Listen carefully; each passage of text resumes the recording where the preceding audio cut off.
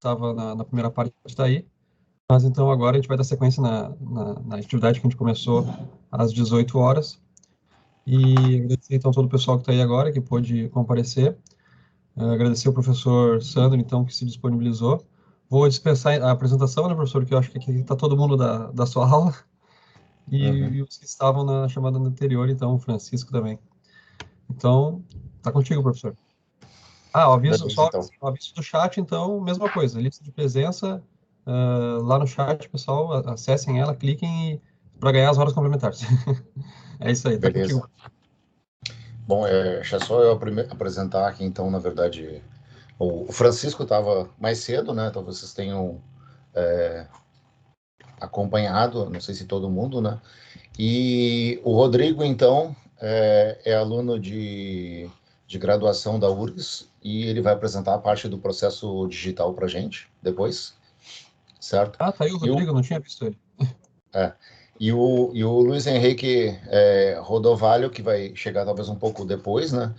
Eles vão apresentar, ele juntamente com o Francisco vão apresentar um case, na verdade, não exatamente um case, são cases independentes no final das contas, né? Eles vão contar um pouco sobre a experiência deles de participar do processo de fabricação dessa rodada aí gratuita, digamos assim, proporcionada pela Google, né?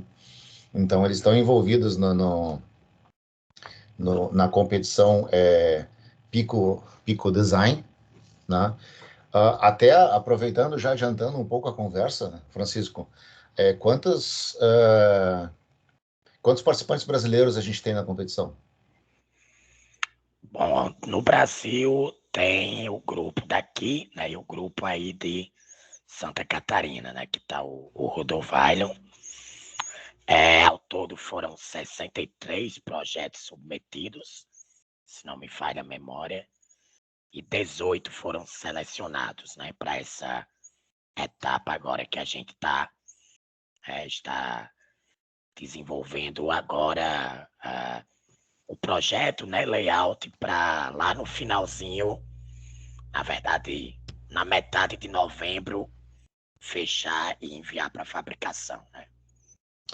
Uma coisa que a gente não comentou mais cedo, né, e de repente a gente pode aproveitar esse momento para comentar agora, é que o processo de fabricação, eu comentei na etapa anterior que demorava cerca de 3 meses ou mais para a gente fabricar, certo? Agora, o processo de design, novamente, não é uma coisa tão rápida, certo? Então, por exemplo, o Francisco e o Rodovalho estão trabalhando no projeto deles já faz alguns meses, né? Quantos meses, Francisco? Oficialmente que começou a competição, acho que tem um mês. Oficialmente tem um mês só? Acho que sim, da seleção, né? Um mês e meio, Bom, talvez. eu acho que tem mais, cara. Não tá percebendo a contagem do tempo, hein? O tempo vai passando, né? O tempo vai passando muito rápido. Uma das etapas que tem no projeto, né? Quer dizer, a gente vai ver agora como fazer o projeto usando a ferramenta Magic, certo? E uma das etapas que tem dentro desse projeto, né? É o envio do design para fabricação, certo? Então, esse processo a gente chama de tape-out. Por que a gente chama de tape-out esse processo? Porque antigamente isso era gravado em fita, né? A gravação era feita em fita. Então, todo o processo de fabricação usando ferramentas de CAD já, né, era desenvolvido, né? E em algum momento você tinha que gerar um arquivo de memória, um arquivo de dados que era usado na fabricação, certo? Então, esse arquivo, que era uma fita, né, tinha que ser enviado para a fabricação, e por isso chamava esse processo de tape-out, né? E é uma correria, no final das contas. Quando chega na fase do tape-out, é uma correria bastante grande, porque você tem que pegar todo o design que foi feito, se certificar que o design está correto, certo? Tem todo um processo de verificação para a gente garantir que o design está correto, né? E você tem que enviar no prazo, porque se você perder o prazo, simplesmente pode esquecer e esperar a próxima rodada, né? Que às vezes demora 6 meses ou mais, certo? Então, esse é um processo bem, bem complexo. Então, o Francisco e o Rodovalho estão agora nessa fase de corrida para terminar o projeto, né? Você tem razão, Ok. Sandro. Já tem 2 meses que começaram os encontros, né, da competição. Foi na Bom, metade de agosto. voltando aqui, então, a gente usa um pouco esse processo, na verdade, que a gente chama de Open Circuit da eFabulous, certo? Então, se vocês olharem nessa página aqui, opencircuitdesign.com, a gente vai enxergar aqui, por exemplo, um link com os PDKs, aliás, com o PDK que existe, né? Que é esse PDK da Skyworks. Na verdade, o que é PDK? PDK é um Process Design Kit. Na verdade, é um arquivo onde uma documentação, né? E alguns arquivos, obviamente, onde você tem todos os detalhes de fabricação do projeto. Tá? São diversos detalhes que são necessários para que o projeto seja fabricado de forma correta. Quer dizer, você tem que entregar o design, né? E ele tem que passar nas regras de projeto, certo? Então, quais são as regras de projeto, por exemplo? Então, se a gente está fabricando o circuito integrado, a gente viu alguma coisa um pouco antes, né? Tá? E a gente tem aqui, por exemplo, né? Isso aqui é o que a gente chama de metal stack, onde você tem todas as camadas de fabricação, certo? Então, aqui, por exemplo, a gente vai fazer um inversor, né? Então, a gente tem aqui o poço do inversor, a gente tem a difusão, onde vai ser implementado um transistor P, certo? E tem aqui todas as layers que são necessárias, né? E como a gente vai integrar, eventualmente, diversos componentes diferentes, né? Diversos transistores diferentes, né? Eles vão ser roteados usando essas linhas de metal. Um processo que não é tão diferente de um processo de circuito impresso, certo? Em circuito impresso, você tem diversas layers e você faz o roteamento todo nas layers, né? Nesse caso aqui, o processo é feito através de implante, difusão, desenho, né? Usando linhas de metal em cima do silício, certo? Tá? Então, esse aqui é basicamente o Metal Stack, que vai me dizer como funciona. E é importante quando a gente vai trabalhar com a fabricação do circuito integrado, digamos assim, né?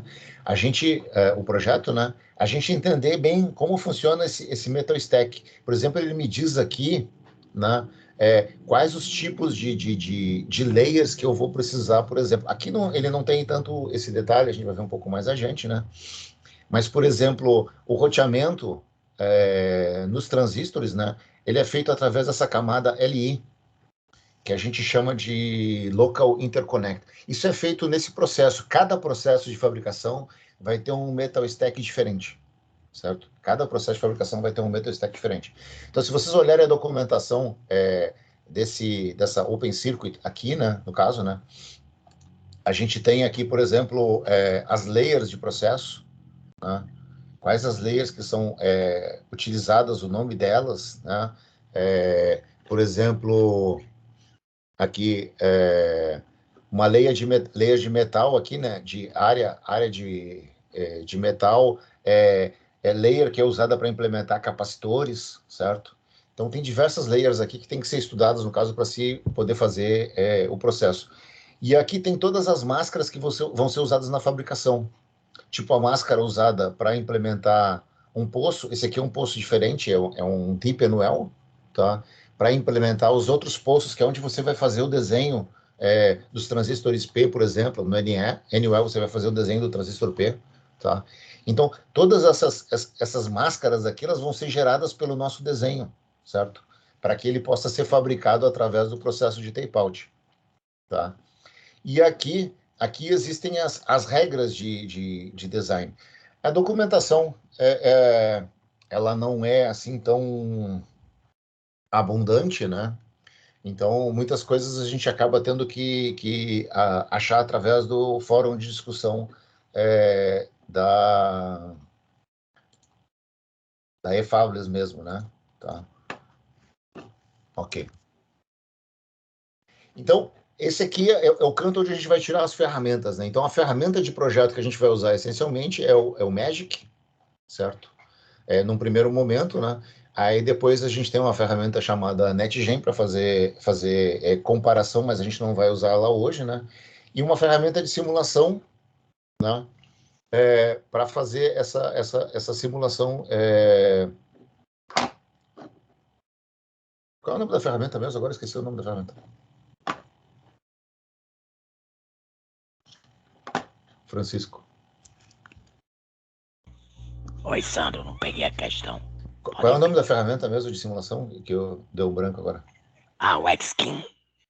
Não, o Xkin é para fazer o esquemático, digamos assim, né? E a ferramenta de simulação que roda Para embaixo simulação, o NG Spice. é o NG Spice. Perfeito. Isso. Obrigado. Ok. Então, na verdade, a gente vai trabalhar com esse Magic. Vocês conseguem pegar aqui todos os detalhes dele, tá? Vocês podem fazer o download dele aqui. Essas ferramentas de circuito integrado, 100% delas, eu não conheço nenhuma que rode em Windows. Todas elas rodam em Linux, certo? Não é uma questão de preferência, eu acho que talvez é uma questão mais de tradição, né? Elas foram desenvolvidas na época em que o Linux era mais robusto. O pessoal do Linux provavelmente vai dizer que ainda hoje o Linux continua sendo mais robusto que o Windows, né? De qualquer forma, as ferramentas são todas desenvolvidas em Linux sempre, tá? Então, se vocês olharem nessa página aqui, a gente vai ter toda a parte de download, instalação no Linux, né? Que dá um certo trabalhinho para fazer isso aí. Tá? E aqui tem documentação, arquivos de tecnologia, etc. Ok? Então, passando então para o nosso layout em si. Então, eu tenho aqui uma máquina virtual, tá? Que vocês conseguem acessar pelo link lá.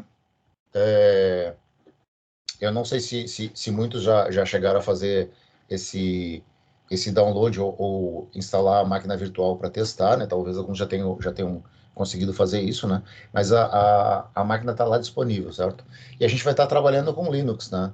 Então, para quem não está muito acostumado com Linux, né? A primeira coisa que eu vou fazer vai ser abrir um terminal, tá? Nesse caso aqui, eu até já tenho um terminal aberto, né? Tá? Mas a primeira coisa que eu tenho que fazer, basicamente, é abrir um terminal. Porque essa ferramenta ela não tem um atalho para ela gráfico, digamos assim. Tá? Talvez até possa ser criado, mas não tem. Normalmente não tem. Tá? Então, o que a gente vai fazer aqui no primeiro momento? Vamos partir para essa ferramenta que a gente chama de Magic.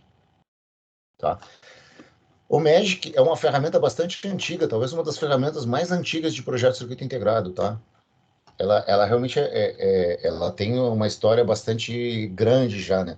Então as ferramentas pagas começaram a evoluir, né? Mas essa ferramenta, ela por ser uma ferramenta aberta, né? Ela acabou às vezes não evoluindo tanto assim, mas pelo menos ela continua sendo desenvolvida de forma open source desde da criação dela, certo? Porque o conceito dela essencialmente é esse, né? Tá?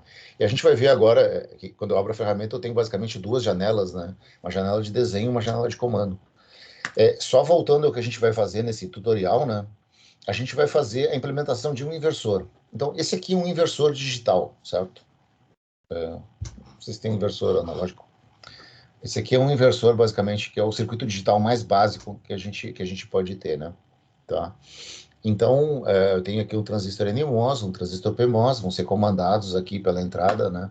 E eu vou ter a minha saída aqui. Então, como a gente viu antes, eu vou utilizar as minhas regras de projeto para fazer esse desenho aqui, certo? Eu vou fazer esse desenho no layout, na minha ferramenta de layout, né? E depois eu vou rodar uma ferramenta de extração que vai reconhecer o desenho e vai encontrar os componentes que são os transistores que vão ser usados, certo? Então aqui tem dois exemplos clássicos, digamos assim, de topologia de inversor. Um detalhe interessante do inversor, ou dos circuitos digitais de uma forma geral, né, é que normalmente a gente tem uma linha embaixo que a gente chama de ground e uma linha em cima que a gente chama de VDD. Por quê? Porque quando você quer colocar diversos circuitos, diversos componentes em um mesmo circuito integrado, né, você começa a encaixar eles. Então, se você encaixar eles na posição correta, usando ferramentas digitais que a gente, de fluxo digital que a gente vai ver em seguida, inclusive, né? Você conecta os grounds e conecta os VDDs e o circuito já está imediatamente alimentado, digamos assim. Tá? Então, isso é uma forma prática. Vai ficar um pouco mais claro quando o Rodrigo mostrar para vocês as ferramentas digitais. Né? No caso do nosso inversor, né, a gente vai pegar esse exemplo aqui, por exemplo, da esquerda, né? E se a gente fizer um corte, a gente está olhando de cima, né? Se a gente fizer um corte transversal, a gente consegue ver a seção, que é o que a gente viu na primeira área, primeira aula lá do tutorial, né? Primeiro momento do tutorial, né? Onde a gente tem aqui o substrato P, a gente tem um poço N-well, tem os implantes aqui, né? Implantes do circuito aqui, certo? Aqui os implantes para gerar o meu transistor N também, né? E a gente vai implementar esses caras todos agora usando a ferramenta Magic, né? Que vai usar basicamente essa estrutura que a gente vai ver agora. Então, chamando a ferramenta, eu abro meu terminal, né? Se vocês usarem a máquina virtual que eu tenho aí, certo? Existe uma pasta que está basicamente aqui no diretório Home EDA Designs, tá? Então, a gente vai criar aqui um diretório para a gente poder trabalhar, que vai ser o inversor 2. Na verdade, vocês já têm um inversor ali, tá? Já tem um inversor ali, certo?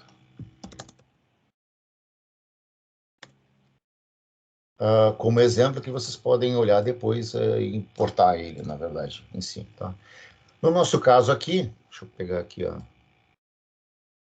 essa janela, tá? Então, no nosso caso aqui, eu vou pegar basicamente esse comando aqui.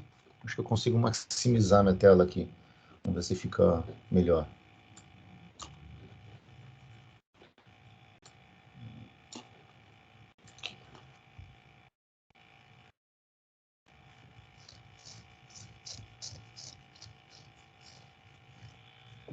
Eu estou maximizando a tela dentro da máquina virtual, né? Então ele fica um pouquinho mais lento ainda, né? Tá. Bom, de qualquer forma, não sei se adiantou muito maximizar. A resolução acho que não está bem perfeita, mas tudo bem. Bom, então eu vou rodar esse comando aqui para abrir a ferramenta. Então, eu preciso, obviamente, dizer aonde está o Process Design Kit. E no meu caso, eu instalei ele nesse link aqui. Então, aqui tem o Process Design Kit da ferramenta da Sky 130A, certo? E esse aqui é um arquivo que eu vou usar para rodar direto o meu Process Design Kit, tá? Então, como eu não tenho um design ali, né, ele vai criar um design do zero. Tá? E a gente tem aqui a minha ferramenta. Deixa eu só ver se eu consigo minimizar um pouco isso aqui, para a gente conseguir trabalhar com ela. Tá? Vai dar um pouquinho de trabalho, talvez, por causa da apresentação em si, né? Mas acho que roda. Eu posso maximizar essa tela aqui também. Ok. Tá legal? Bom, vocês estão conseguindo ver a imagem direitinho aí, né?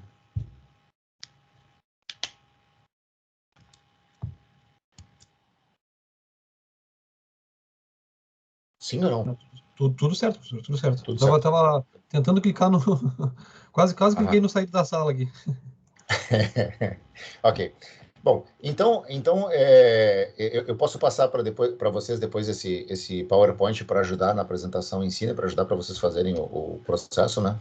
Tá? E vai Então, ficar na gravado. verdade, a gente tem uma janela de comandos inicial aqui, onde tudo que for executado na ferramenta, ele vai passar por essa janela de comandos, certo?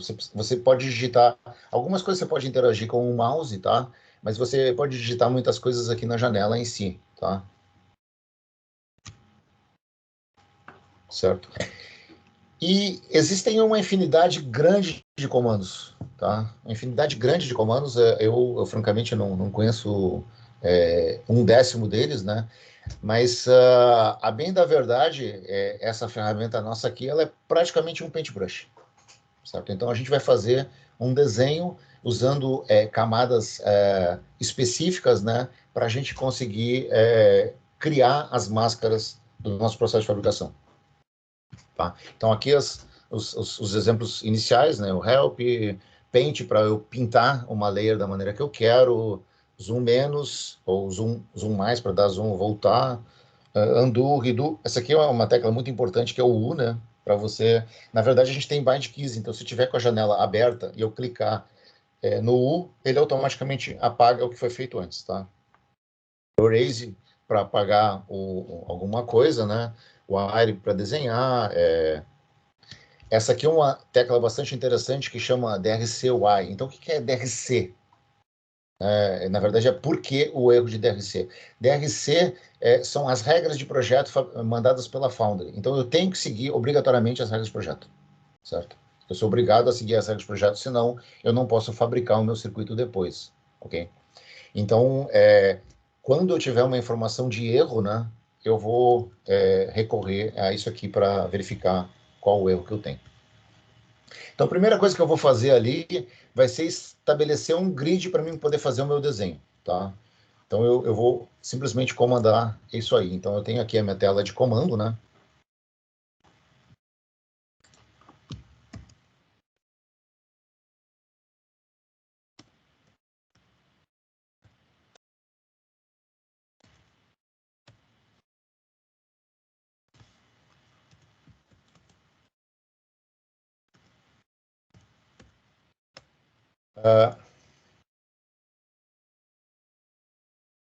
Faltou a unidade.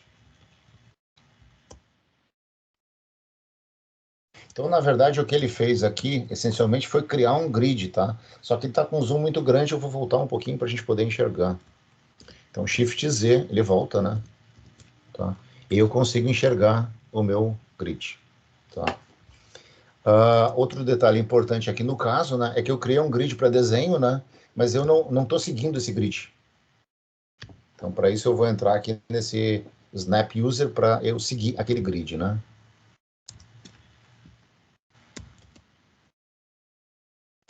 Vou clicar nesse DRC Style, DRC, eu vou dizer para vocês agora em seguida o que é isso aqui. Tá? Snap User.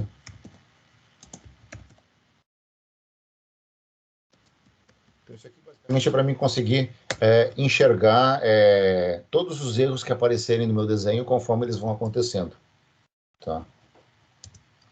Então, se a gente olhar aqui agora, graças a isso eu consegui simplesmente desenhar um reticulado, né? E eu só consigo representar, eu só consigo clicar dentro desse reticulado, tá? Então eu posso seguir essa regra. E que reticulado é esse, né? Isso aí a gente vai escolher no final das contas, né? Esse talvez seja o reticulado mais óbvio. Esse reticulado 0,05 microns, né? Ele significa que quando eu desenhar o meu transistor, digamos assim, a menor dimensão que eu vou desenhar no final das contas útil, né? Que seria a dimensão do canal, por exemplo, né? Ela vai ter 3 quadrados, certo? E aí eu vou ter basicamente 150 microns, tá? 150 microns, que é o que se usa nesse processo de fabricação que a gente está usando, né? Que é um processo chamado 130. Então, no processo 130, que seria 130 nanômetros, né? A gente vai fazer os desenhos todos com tamanho de 150 microns, ok? Ok. Bom, então, o que acontece? Conforme eu vou criando as minhas layers, vão aparecendo esses erros de DRC, e a gente vai pegar e olhar o erro de DRC para identificar, talvez, às vezes, o porquê que ele está acontecendo, né? Porque se a gente não corrigir os erros de DRC, a gente não consegue fabricar. Tá? Então, eu vou começar o desenho. Para simplificar aqui, eu coloquei algumas dimensões para fazer um inversor mínimo, digamos assim, né? Tá? Então, coloquei as dimensões aqui em número de quadrados, então eu teria que contar o número de quadrados, né?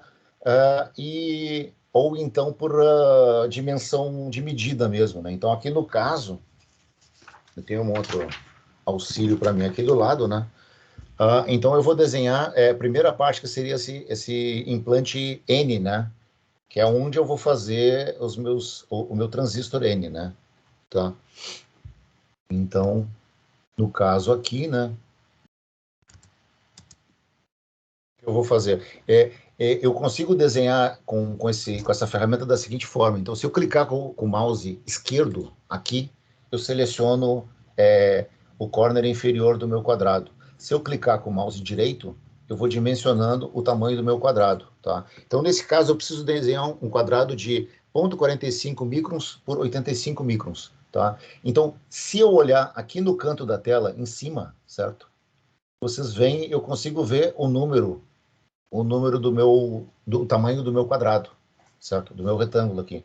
Então eu preciso desenhar um cara de 85 por 45 microns. Isso fica um pouco mais fácil do que eu ter que ficar contando os quadrados, certo? Então aqui no caso eu tenho 85 por 45, certo? Aí eu simplesmente vou comandar agora Paint, e aqui eu posso fazer o seguinte, eu posso procurar dentro da minha paleta de camadas de fabricação, certo? Eu posso procurar dentro da minha paleta de camadas de fabricação aqui no caso, né? Essa camada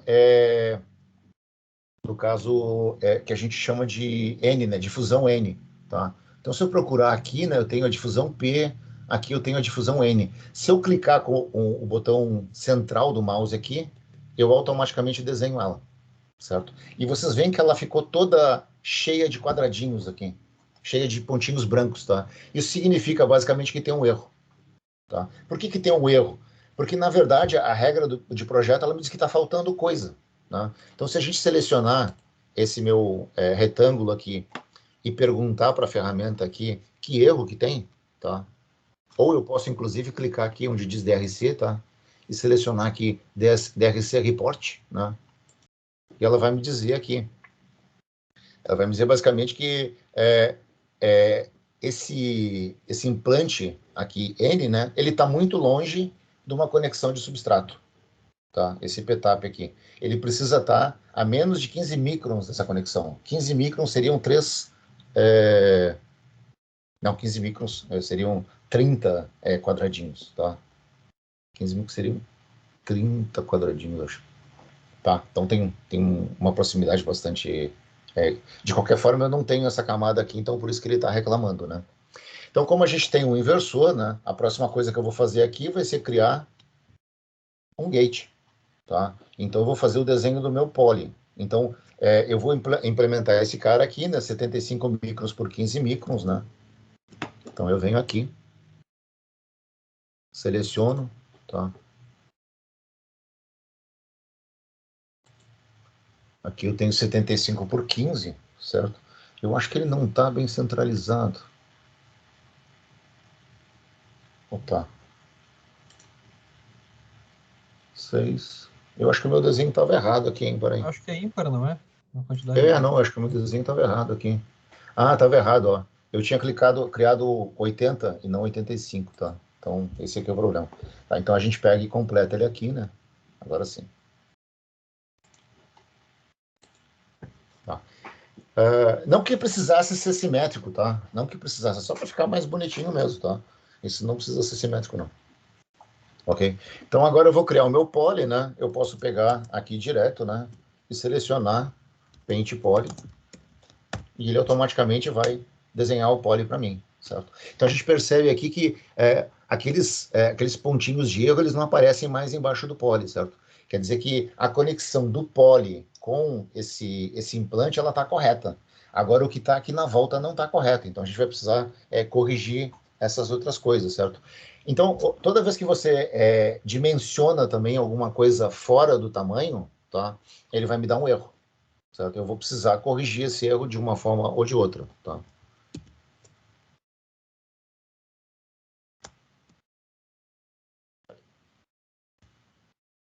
Um pouquinho aqui. Tá. Ok. Então, se a gente for seguir o desenho aqui, né? Tá. Próxima coisa, criar uma difusão P, né? Então, ela fica 65 microns de distância, né? 7 microns por 85 microns. Então, como é que eu vou fazer aqui, basicamente? Se eu selecionar nesse ponto aqui e vier aqui para cima, eu consigo enxergar o tamanho que eu quero. Eu quero ver 65 microns de distância. Tá? Então, aqui eu estou com 65 microns. Agora eu posso desenhar de novo aqui e criar essa minha camada que ela tem 0,7 microns por 85 microns, por 0,85. Então, 0,85 obviamente é esse mesmo que estava aqui, né? E 0,7 aqui, tá? E aí aqui eu consigo criar o meu... Eu acho que esse cara tinha que ser um pouco maior, viu? Bom, tudo bem, vamos deixar assim, depois a gente corrige aí se for o caso. Tá, ok. E se eu estiver desenhando, eu já escolhi uns tamanhos aqui para que ele funcione na regra, certo?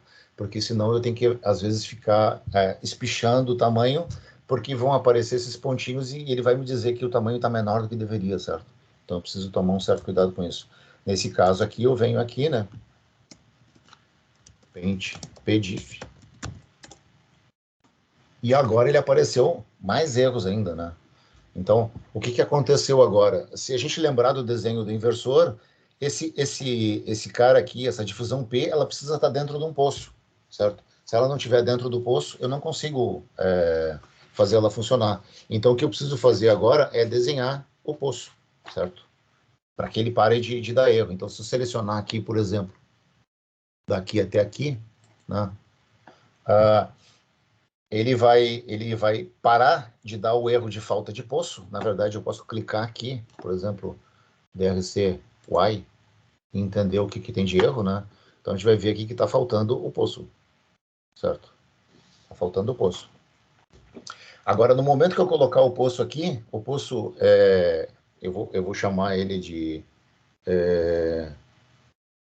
eu posso clicar aqui, basicamente, Paint Anywhere, né? Agora ele vai dar um erro porque está faltando a conexão do poço. O poço precisa de uma conexão também, certo? Então, eu preciso tomar cuidado com esses detalhes todos aí. Bom, vamos indo aqui.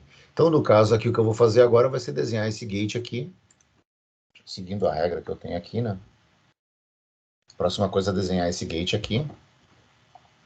Tá? Vou desenhar ele exatamente embaixo do outro aqui, né?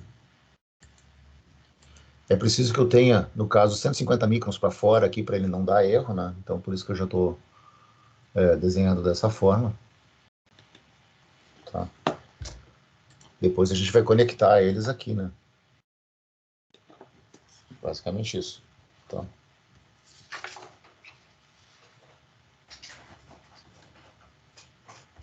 Então, na verdade, deixa eu ver se eu fiquei com o tamanho certo do meu poço aqui, cara. Esse poço aqui, se a gente for olhar aqui no desenho, né? Um pouco mais adiante aqui, tá? Eu tinha 0,45 de distância do poço aqui. Vamos ver se está com 0,45. Clicando aqui até aqui, eu tenho 0,45, certinho. Beleza. Tá? Na verdade, eu vou precisar aumentar um pouco o tamanho desse poço aqui. Ele não precisa ser, ele precisa ser um pouco maior, né? Então, se a gente for olhar aqui no desenho, né? Eu tenho 27 por 32. Tá? 1,35 microns por 1,6 microns. Tá? Então, seleciono aqui, né? Então, aqui eu tô com 1,25. Eu preciso de quanto mesmo? 1,6, 1,35 por 1,6. Tá? 1,35 por 1,6. Aqui eu tô com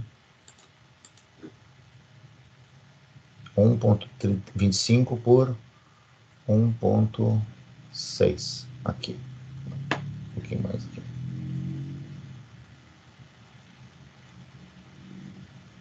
Ok? Aqui, 1,6, tá? Então, na verdade, esse é o tamanho do meu poço. Eu posso clicar aqui para completar o poço, certo? É óbvio que ele vai dar esse erro aqui, né? Porque ele está reclamando do substrato, da conexão. Ok. Bom, eu preciso colocar... Aqui tem um detalhe. Esse desenho que eu tenho aqui não está exatamente igual ao desenho que a gente tem ali em termos de tamanho de quadrado, tá? As cores são essencialmente as mesmas, tá? Mas ele não está exatamente igual porque ele foi feito por uma outra tecnologia. Então, essa tecnologia da Skyworks, uma das coisas que acontece aqui no desenho, né, é que toda vez, conforme você vai criando as camadas, vão aparecendo esses erros aqui, né? Se você não corrigir os erros, obviamente, você fica com esses pontinhos marcados, porque o DRC é checado sempre instantaneamente, certo? Tá? Então, eu preciso, nesse caso aqui, eu tenho 3 tipos de erros de DRC aqui, acontecendo aqui na minha ferramenta. Mas vamos botar mais erros de DRC, porque ainda não tá bom, né? Então, o que eu vou fazer agora? Eu vou começar a criar aqui os meus contatos aqui, né? Então, a primeira coisa aqui, criar esse contato aqui, que é o contato da difusão N, né? Que eu posso procurar na minha paleta como difusão N, ou eu posso digitar direto aqui NDC, tá? Então, eu vou criar esse contato aqui.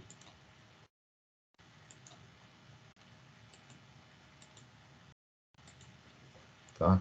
Criar esse contato aqui.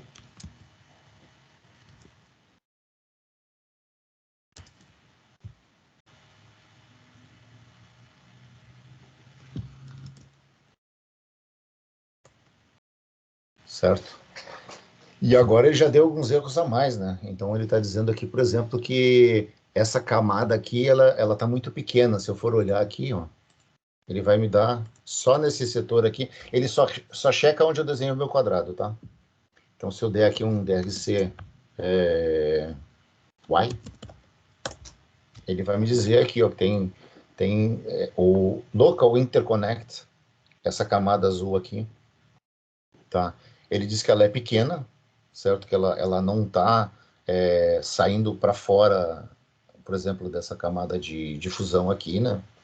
Ele diz que está faltando o meu PTAP, então essas coisas todas vão acontecendo, né? Tá? Mas vamos adiante aqui, daqui a pouco a gente começa a tirar esses caras todos aí, certo?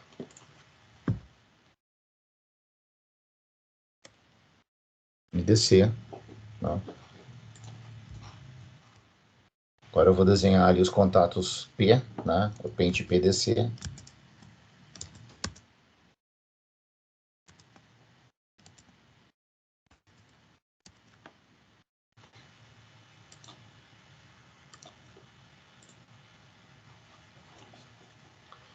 Vou botar um pouco menor aqui, talvez.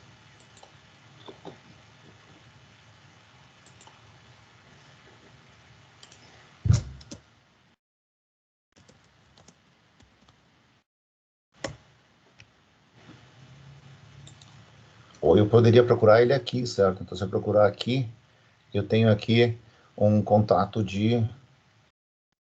Cadê? PD. Contato PD. Certo? Que é esse cara aqui. É o contato da camada P. Tá?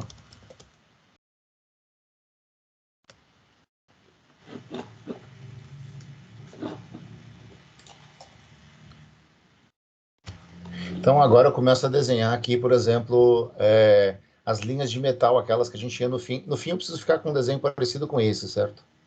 Tá? Então, eu vou desenhar essas linhas de metal aqui. Então, eu vou desenhar uma linha de fora a fora, né? Na verdade, aqui, eles não chamam de metal, eles chamam de local interconnect, tá? Outros processos de fabricação chamam de metal.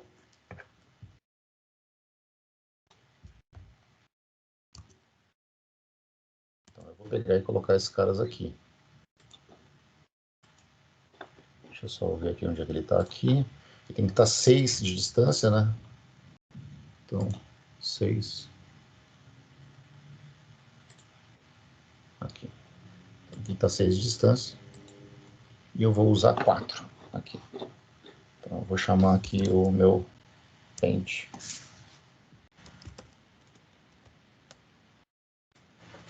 Ok? E eu vou colocar lá embaixo agora também, né?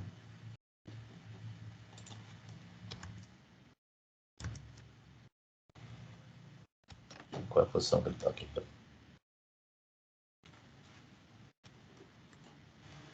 Aqui.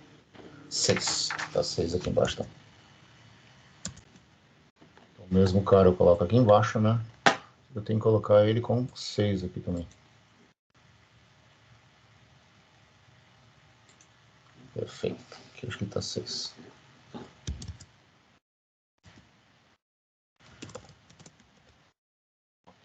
Então agora eu posso pegar e completar esses caras aqui, né? Então se eu pegar e desenhar esse cara,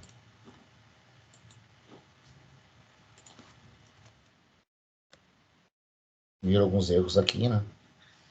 Tá. Eu vou fazer a mesma coisa aqui.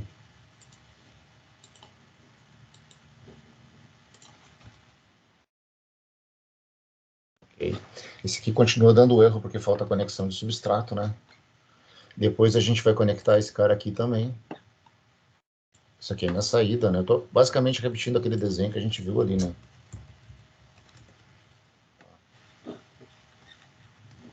Ok.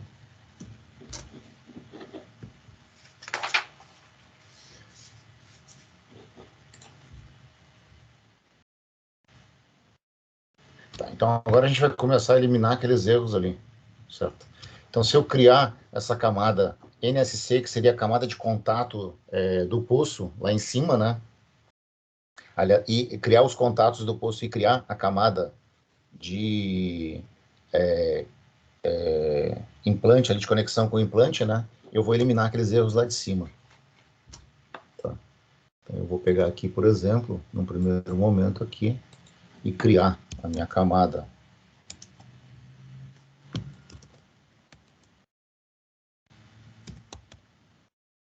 NSD.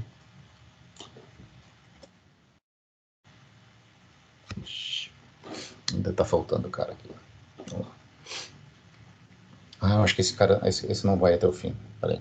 Voltamos aqui um pouquinho. Vou pegar aqui um pouquinho menos aqui.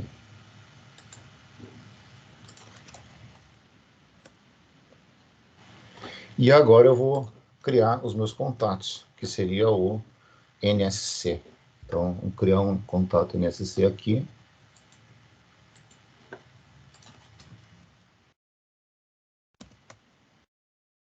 Perfeito. Já eliminamos quase todo mundo, né? Ele está reclamando que está faltando gente aqui ainda, né? Podemos colocar mais um cara aqui. Eu acho que isso aqui deve ser suficiente para resolver o problema dele. Não. Está faltando o quê aqui? Talvez uma conexão aqui um pouco maior.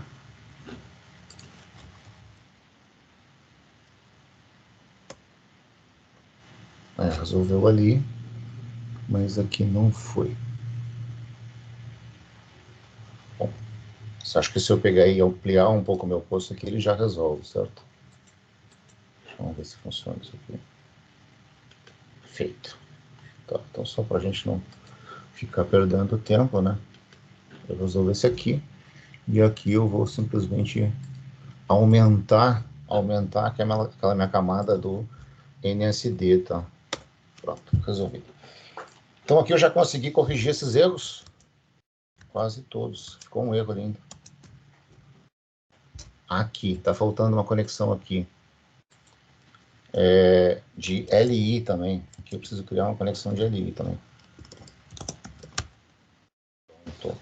Resolvi todos os problemas de erros que ele tinha aqui. Agora falta a parte de baixo. A parte de baixo da mesma forma, né? Eu vou criar aqui, usando o Paint PSD para desenhar a conexão, né? E o PSC para desenhar os contatos.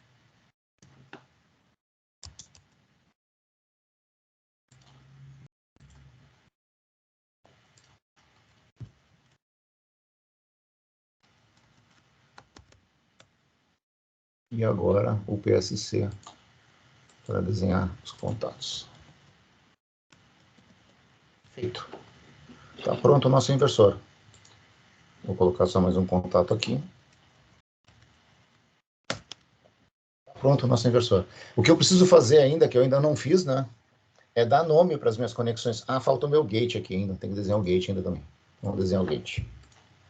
Vou olhar aqui, né? Na sequência, né? Eu tenho que desenhar esse gate aqui. Tá? Então eu vou espichar o meu poly aqui, certo? E depois eu vou desenhar um quadradinho que corresponde ao contato com o poly, certo? Contato do poly com esse local interconnect, que é onde faz o roteamento, né? Então, vou desenhar aqui o meu quadradinho.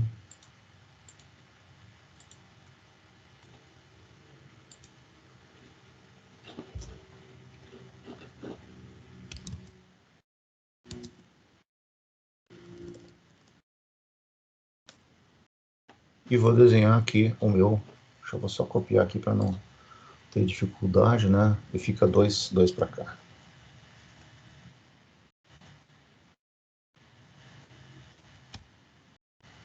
Okay. Coloco aqui, certo? O meu contato de Polycom,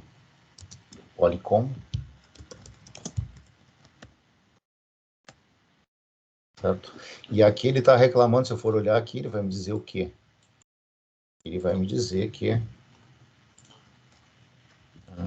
DRC Y. Ele vai me dizer que o Local Interconnect tem que ser maior, né? Então aí eu vou aumentar o tamanho do Local Interconnect. Posso procurar ele aqui também, né? Local Interconnect SCADA. Gente, LI. Ó, aumentei demais o Local Interconnect. Voltamos com o U. E eu venho até aqui. Vocês perceberam que quando eu aumentei demais, ele começou a dar erro lá do outro lado, né? Eu acho que o meu poly tá errado. Tá. Vou chamar esse contato para cá. Puxar ele um pouco mais para cá.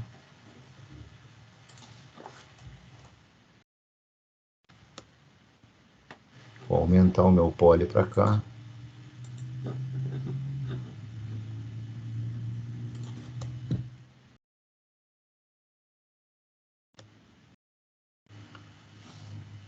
E vou tirar, obviamente esse cara vem mais para cá também.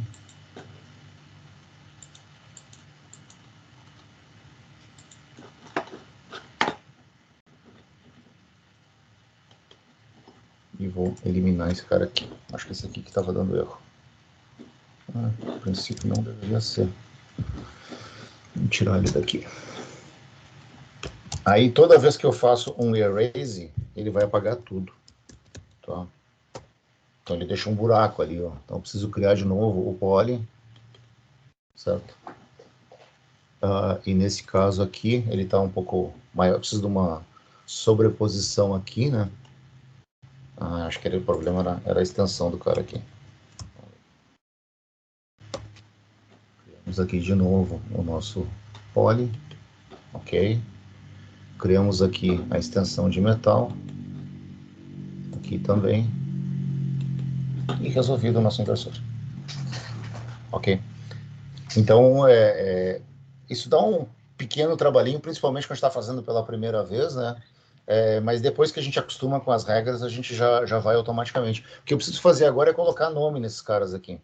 Então, para colocar nome, né, eu posso simplesmente, se eu der 2 cliques com o mouse aqui, eu clico com o botão esquerdo e clico com o botão direito, ele coloca essa cruzinha aqui, e eu vou chamar esse cara aqui de ground, né?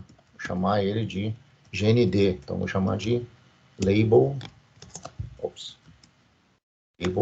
GND, tá? Então, infelizmente o label ele fica muito pequenininho, né? A gente não consegue ver direito. Mas se eu for olhar aqui, ó, tá escrito aqui o label, ó. Preciso botar um cara aqui, né? Um contato aqui também, tá? Vamos chamar esse contato aqui de in.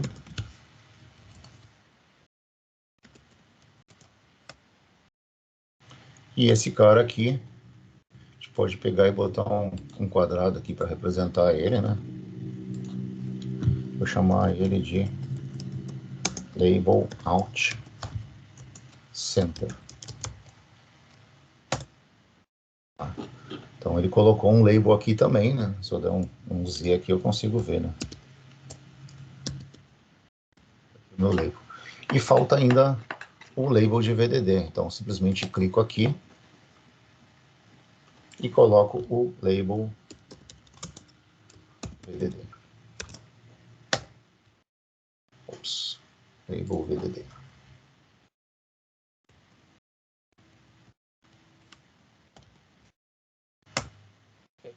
Pronto. Então, com esses caras prontos aqui, né? Eu já estou com o meu inversor pronto. Desenho dele, né?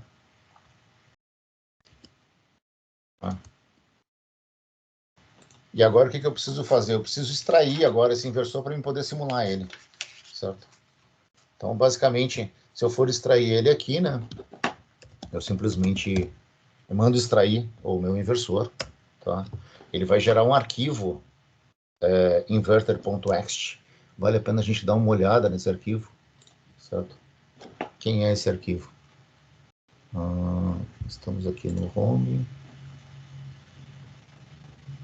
Designs, Inverter 2, Inverter.ext. Tá aqui. Esse cara aqui, quem é esse cidadão?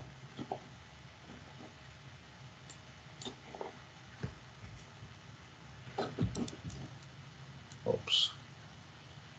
Aqui, tá? Então ele mostra aqui tudo que ele reconheceu no desenho, certo? Então ele está preparado para simular com o NGSpice, né? Aqui tem as linhas que ele reconheceu de VDD e conexão e ground, etc.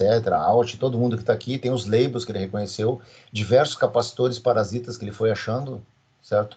E aqui os dispositivos que ele reconheceu pelo desenho, tá? Então pelo desenho ele identificou que esse transistor aqui é um Sky 130 FD-PR 1.8 volts, né?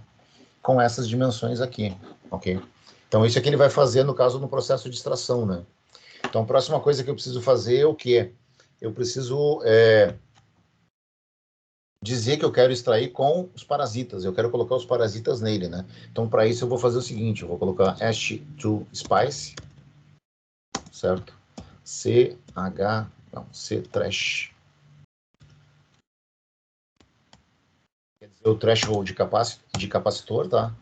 X to spice, ok. E aí, depois disso eu vou mandar extrair esse cara. Tá? Então, no momento que eu mandei extrair, ele me gerou um arquivo Spice agora. Então, esse arquivo Spice aqui é o arquivo que vai ser usado na simulação, certo? Então, como é que eu vou simular esse cara? Aqui a gente parou na conexão L1, tá? Eventualmente, a gente poderia precisar subir para linhas de metal mais altas, certo? Então, a gente teria que colocar conexões de vias também para fazer isso, tá? No caso aqui, a gente não fez. Então, agora a próxima etapa aqui, né? Aqui a gente teve a extração dele, onde ele mostra os parasitas todos do meu circuito, né? Então, agora eu vou simular esse cara. Como é que eu vou simular esse cara? Eu vou usar um test bench que eu já tenho preparado aqui, certo? Então, se vocês abrirem aqui, na verdade, o test bench não está aqui, eu preciso copiar o test bench para cá. Então, para simular, eu vou precisar copiar esse test bench para cá. Mas esse é um daqueles arquivos que tu colocou junto lá na pasta de compartilhamento, né, professor? Isso. São aqueles arquivos que eu coloquei. O test bench está ali, por exemplo, né? Tá? Então, deixa só eu sair do maximizado aqui. Cara, como é que sai do bicho aqui? Travou meu OpenOffice.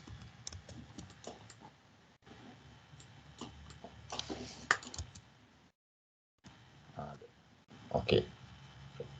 Vou voltar aqui. Achei que eu ia ficar na mão agora. Vamos lá. Tá. Bom, então, esses arquivos, eles estão aqui, ó. E eu coloquei para vocês lá, mas eu tenho que puxar eles de volta para cá, certo? Eu troquei o diretório, né? Então eu tenho que botar eles para o novo diretório aqui, né? Então, por exemplo, eles estão aqui no primeiro momento no inversor 1, né? Eu preciso do quê? Eu preciso desses arquivos aqui para ele rodar, ó, desse inverter.spice, e preciso... não, o inverter.spice está lá já. Preciso desse inverter.tb e preciso desse cara aqui, tá? E eu preciso desses dois atalhos aqui que eu vou mostrar para vocês agora também, tá? Que são usados para configurar a ferramenta para rodar com o simulador, certo? Só para simplificar o processo. Tá? Vamos voltar aqui.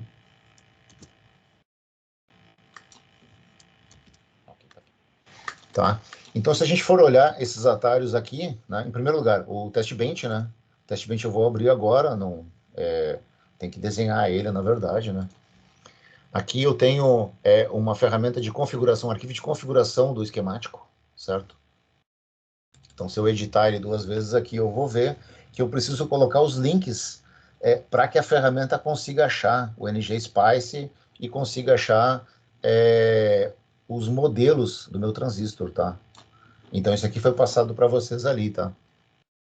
Eu só tenho que tomar cuidado no caso, no arquivo que eu passei para vocês, eu não tenho certeza se ele está copiando o endereço correto, certo? Então é importante corrigir para que ele fique com esse endereço aqui, senão ele não vai rodar depois, ok? E é necessário acrescentar esses caras aqui para que a ferramenta consiga rodar automaticamente, certo? Então eu vou pegar, por exemplo, as propriedades deles aqui, ó. Certo? Então eu preciso criar esses links aqui, tá? Como é que eu faço isso no Linux? Vamos criar os links para esse cara aí. Então eu estou dentro do meu tô dentro do meu arquivo, né? E eu vou precisar criar uns links. Então eu vou criar um link ln-s, vou colocar o endereço desse cara aqui, tá? E vou colocar o nome dele, que no caso vai ser scripts, tá? No caso, isso já está criado, então eu não preciso criar de novo. Se eu criar, ele vai reclamar que já existe, tá? Mas a maneira de criar os links é essa aqui, tá? Deve reclamar. Nem reclamou. Uma bobagem, não? Não, tá ali o link certinho. Ok. Tá? Então, na verdade, eu preciso criar aqueles links ali. E o outro link que eu tenho que criar, né? É o link para o diretório onde estão os modelos, certo? Que é esse link que está aqui. Então, eu preciso criar um link com o nome Sky 130 FPR, tá? Para apontar esse cara aqui, tá? Então, eu vou basicamente fazer isso. LN-S é um link simbólico no Linux, tá? Sky 130. Eu não sei, de repente, o pessoal aí é proficiente em Linux, né? Não todo mundo, né? Então, e aí eu vou simplesmente copiar esse cara aqui. E aí eu crio o meu link para ele. Senão ele não vai rodar, certo? Uma vez feito isso, eu posso abrir o meu simulador. Tá? Então esse meu simulador aqui, ele está com inverter TB.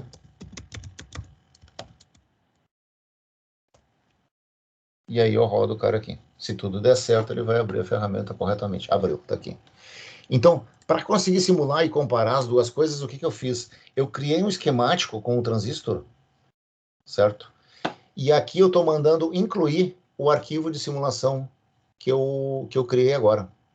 Tá? Só que aqui ele está com o endereço errado, tá? Então eu preciso clicar duas vezes aqui e trocar, né? Porque eu criei um inversor 2, né? Tá? Ok. Feito isso, né? Eu mando fazer um netlist, que quer dizer gerar o arquivo de simulação SPICE. Tá? Ele me dá um erro aqui. Na verdade, não é exatamente um erro, é porque eu não tenho uma fonte conectada aqui, é um warning, né? Tá? Mas ele criou. Eu posso ver a simulação aqui. Eu tenho um netlist onde eu consigo ver todos os detalhes da minha simulação, né? Tudo que foi configurado. Então, esse aqui é o transistor que está em esquemático, né? E esse aqui é o arquivo de simulação onde eu vou rodar a simulação. E aí é só mandar simular esse cara. Ele começa a rodar a simulação aqui.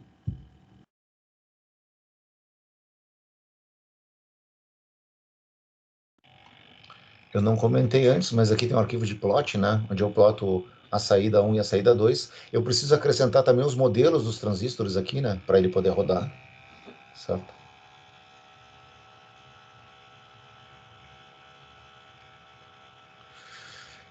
Por algum motivo que eu não sei qual, o simulador ele é um pouco lento quando a gente usa com ambiente gráfico, assim, né? Eu acho que se a gente rodar em linha de texto, ele talvez seja um pouco mais rápido, tá? E aí a gente tem aqui a simulação do meu inversor, tá? A gente vê aqui tem uma pequena diferença aqui no desenho aqui, né? Mas essencialmente é o mesmo resultado de simulação que eu tive. Então, isso aqui que eu vou usar para validar o meu circuito, certo?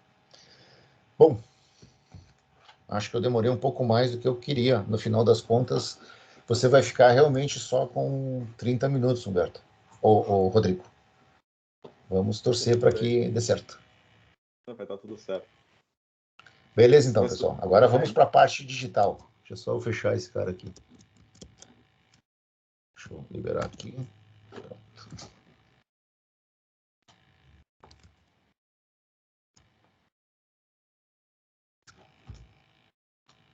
Eu acho que você deve conseguir apresentar agora. Oi, Sandro, tá me escutando? Sim, beleza. Certo, vou compartilhar a tela aqui.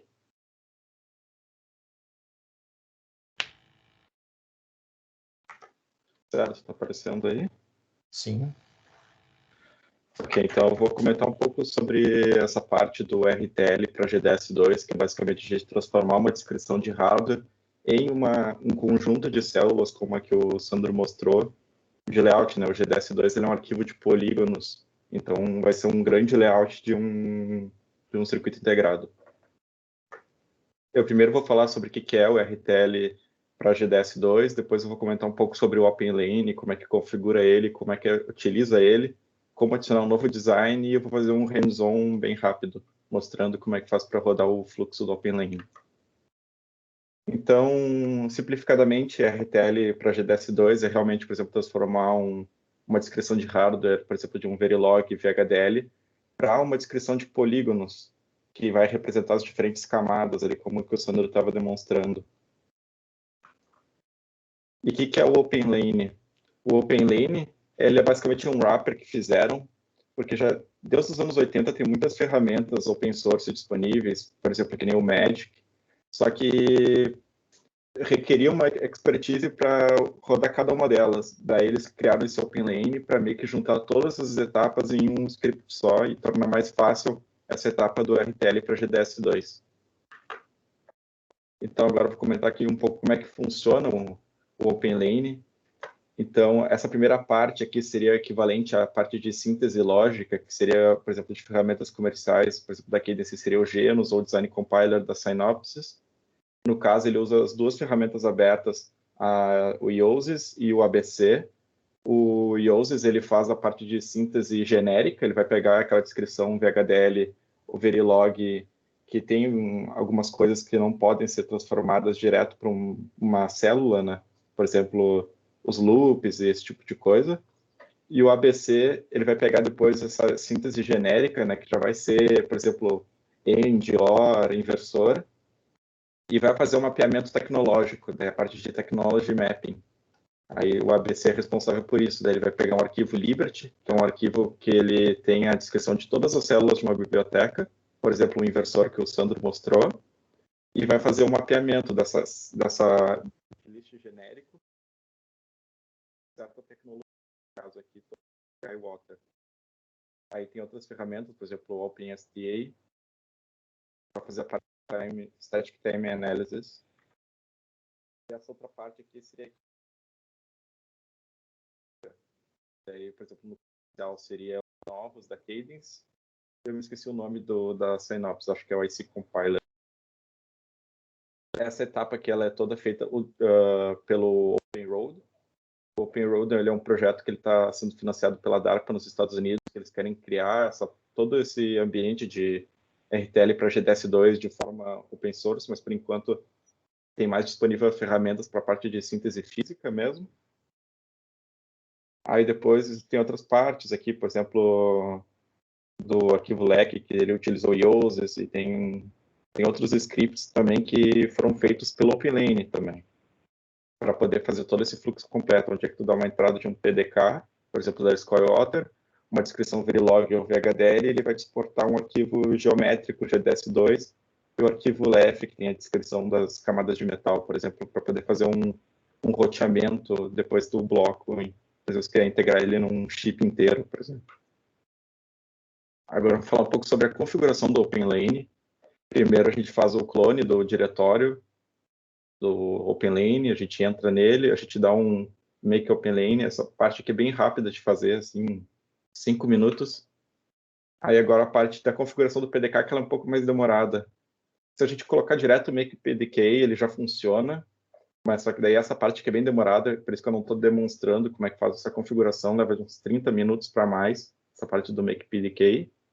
Porém, se tu quer mudar a biblioteca default, por default ele vai usar uma biblioteca que as células elas são bem compactas, né? Que ela tem uma alta densidade, mas se tu quiser usar outras bibliotecas, por exemplo, HS, que é uma biblioteca para alta velocidade, acho que aqui faltou a LP, que é de low power também. Mas por default a de alta densidade. Na minha instalação, eu deixei a HD. Agora, sobre a utilização, é bem simples. Ele utiliza o Docker, então já tem todas as dependências dentro, não tem tanto problema para utilizar. Então, tu basicamente vai dar um make mount e tu vai poder já estar apto a fazer síntese de circuitos, não, de IPs, ou então de um circuito integrado inteiro. Basta usar o ponto flow, aquela TCL, mas ficou TCK, barra design e o nome do design. Por default, ele já vem alguns de exemplo, por exemplo, o SPM, o AS128, que é enorme, por acaso vai demorar se vocês forem usar. Aí, por exemplo, se der barra design e SPM, ele já vai sintetizar e já vai ter algum exemplo para olhar se está funcionando. Para adicionar um novo design, por exemplo, eu fiz o meu Verilog, meu VHDL, eu quero transformar isso num circuito mesmo. Então, tu vai botar o comando igual ali o começo, barra design, tu vai dizer como é que tu quer o nome da tua entidade, por exemplo, SPM ou AS. Tu vai dar esse barra init design config, que ele vai criar a estrutura de arquivos para dar suporte a esse teu design, e tu vai dar um barra source e tu vai apontar para o caminho do teu Verilog, ou no caso é só Verilog, o VHDL, tu teria que converter ele para Verilog para dar suporte no OpenLane. Aí aqui eu dei um exemplo, por exemplo, barra design Mac, init design config source mac.v, né, que é o Verilog do Mac. E depois tu vai copiar um arquivo com .config dos outros designs, por exemplo, daquele SPM, porque é mais fácil do que tu acertar todos os parâmetros do zero, é mais fácil tu modificar eles. Agora eu vou mostrar um pouco, então, do hands-on rápido. Eu peguei esse Verilog que está disponível no site da Intel, do Mac. E ele está aqui. Posso até mostrar, eu fiz um teste bench rápido para ele. Que basicamente ele vai gerar números aleatórios, vai multiplicar eles, vai comparar com a multiplicação feita no teste bench. Nesse caso não está nem fazendo acumulação nem nada. É só para ver se está funcionando mesmo. No caso, eu estou utilizando uma ferramenta que ela também é open source para fazer esse teste. No caso, essa coluna aqui é a saída do multiplicador desse Verilog da Intel. E esse aqui é uma multiplicação que ela é feita em mais alto nível no sistema Verilog para comparar com o resultado do Mac em si. Então, tem duas entradas e os dois resultados. Então, está funcionando ok. Como eu estou com um pouco mais de tempo até do que eu imaginava, eu vou acabar mostrando também. Tem outra ferramenta open que a gente pode pegar e utilizar para poder ver as waveforms. Só para ter certeza, vocês estão me escutando? Sim. Sim, estamos escutando bem. O microfone dá Certo. umas travadinhas de vez em quando, acho que deu uma travada anteriormente, mas acho que a gente deu para entender porque estava tudo nos slides lá. Ah, ok. Aí, deixa eu colocar aqui. Out. No caso aqui a gente pode ver como é que foi feita essas 10 multiplicações. A gente pode colocar, por exemplo, todos os sinais de dentro do multiplicador. A gente pode colocar aqui vários sinais. E essa ferramenta é open source, assim. Tu consegue usar até se estiver usando o Ubuntu, o apt get install ali, funciona o JTK Wave e o iVerilog é bem rapidinho de instalar. No caso, então, a gente vai fazer a síntese desse circuito. Eu já deixei aqui o ambiente pronto. E eu já copiei aquele Verilog da Intel para cá. Aí a gente pode até dar uma olhada nele aqui. Então, para fazer funcionar, a gente vai dar um make mount primeiro. Então, agora a gente já está utilizando o ambiente do OpenLane. Como a gente vai adicionar um novo design, a gente vai dar um barra flow.tcl barra design.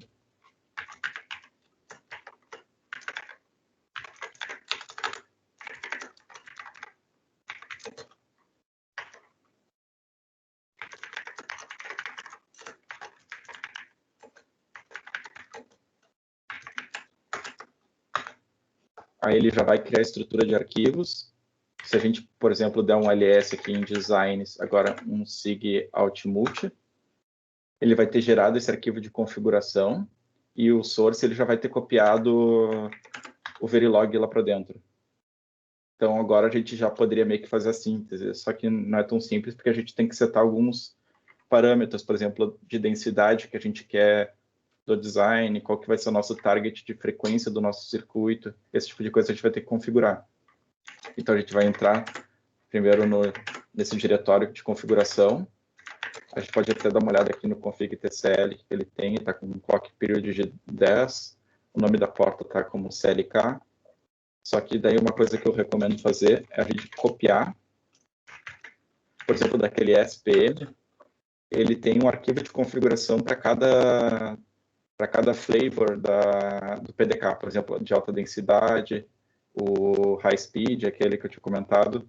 Então a gente vai copiar o que a gente está utilizando, que é o HD. Agora eu copiei aqui para o diretório. Então ele está aqui, ó. Teoricamente, agora a gente estaria apto a sintetizar também, porém, como eu já sintetizei antes, eu vi que tem um problema que esse design em específico ele precisa de um período maior de clock, porque senão ele vai dar violação de timing. E ele precisa também de uma menor densidade de área. Então, se agora a gente voltar aqui para o diretório principal e a gente der um /flow.tcl e botar um /design, um sig, ele vai começar a sintetizar o nosso circuito. Às vezes ele vai dar erro, se o erro tu não conseguir entender o que está escrito ali naquele erro, provavelmente é um erro de área.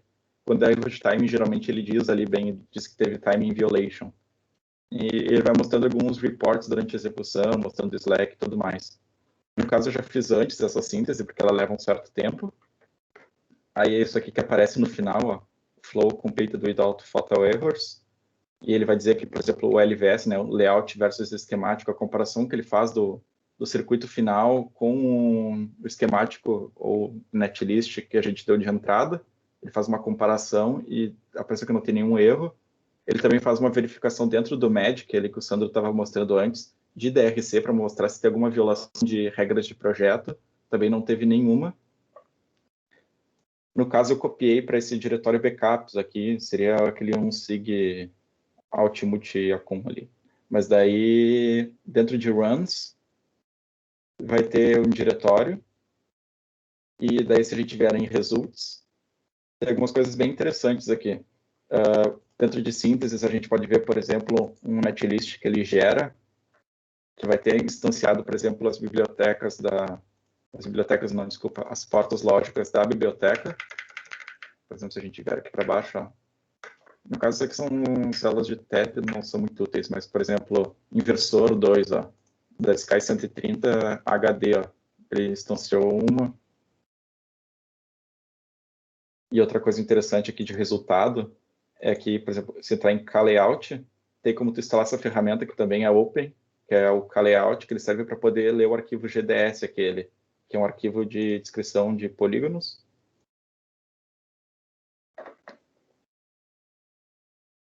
E a gente pode ver o resultado de todo o circuito integrado, todo o IP que a gente sintetizou. Aí, por exemplo, uma coisa interessante, o Sandro mostrou ali, por exemplo, o inversor, né? Esse circuito ele também usa alguns inversores aqui. Se a gente dar um zoom aqui, o problema é achar, né? Mas tem diversos daqueles circuitos que o Sandro desenhou. E se a gente vier aqui colocar Show as New Top, a gente consegue ver o desenho dele. Aqui, por exemplo, o poly, tudo mais. Agora, só também de curiosidade, isso é uma coisa que é meio mind blow, assim, de pensar. Um fio de cabelo tem entre 60 e 100 micrômetros de espessura. Vamos ver quanto que tem esse circuito aqui. Então, se colocar aqui, tem 137, aproximadamente 135. Então, imagina um fio de cabelo, a espessura dele seria mais ou menos entre isso aqui. E isso aqui é multiplicador, a gente pode pegar essa saída e usar ela também para simular o Verilog dele. E ainda está sintetizando aqui. Acho que é isso. Eu posso mandar os slides também, Sandro.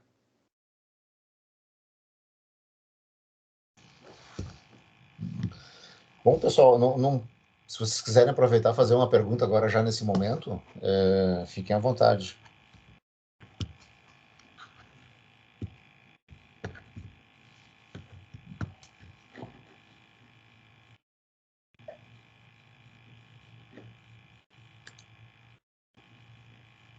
Sem perguntas por enquanto? Eu não sei se é a minha internet aqui ou é aí, mas eu acho que deu uma barrigada aqui agora. Talvez seja a minha, porque tá dando um aviso que da minha internet tá ruim. Mas eu entendi sobre as perguntas, né? Sim, sim. Alguma pergunta, pessoal? Talvez eu tenha passado muito rápido também, não sei, mas se alguém tiver alguma dúvida, eu estou à disposição também, se quiserem entrar em contato. Não, mas eu depois acho que ficou bem. Eu estava prestando atenção exatamente nisso, se a gente conseguiria depois, como vídeo, acessar e conseguir ver os passos, e a princípio tá. Eu acho que deu para pegar bem ali o que eram os passos, né? Principalmente, né? Porque são vários comandos que a gente precisa dar no terminal, pelo menos, para poder fazer as coisas executar, né? Não que seja muito diferente do Virtuoso, a gente usava alguns comandos no Virtuoso, né, também. Sim, sim. Mas ainda no Virtuoso tem muita coisa mais gráfica, né, para carregar, né? Sim, sim, uma coisa que eu me esqueci de falar, eu posso mostrar rapidinho. Acho que talvez seja útil. Eu editei aquele parâmetro de aquele FP Area Útil lá, que era de densidade, né? E tu lê aquele FP Area Útil ali, de cara tu não sabe o que é, parece um hieroglifo ali, tu não tem muita noção de o que é, mas na documentação do PLN tem todos os parâmetros descritos, o que ele é e qual que é o default dele. Por exemplo, aqui aquele FP Core Util, ele diz que é a utilização em porcentagem da área, e o default é 50%. E tu pode colocar todos esses parâmetros lá usando aquele mesmo set, 2 pontos, esse parâmetro igual, daí tu coloca o valor que tu quer. E tudo isso tem descrito na documentação dele, isso é bem bom. Um comentário, pessoal, fazendo uma comparação, por exemplo, o pessoal já tem um pouco mais de prática com FPGA, né? Acho que todo mundo já deve ter, quer dizer, não sei se todo mundo, mas muitos aqui já trabalharam com FPGA, já fizeram síntese em FPGA. Então, o que acontece? Quando você pega um circuito em VHDL, você sintetiza ele para FPGA, o que você está fazendo? Você está achando na FPGA as bibliotecas que a FPGA tem, de células, digamos assim, né? Ela não usa inversores, ela tem bibliotecas mais complexas, né? Multiplexadores e tal.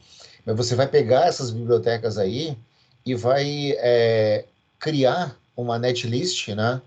Usando as bibliotecas da FPGA para você conseguir fazer o roteamento do circuito, certo? Então, na verdade, o que o Rodrigo mostrou agora como isso é feito em circuito integrado, que essencialmente é a mesma coisa. Você precisa pegar o código do VHDL, no caso o Verilog, né, porque essa ferramenta ela não suporta o VHDL.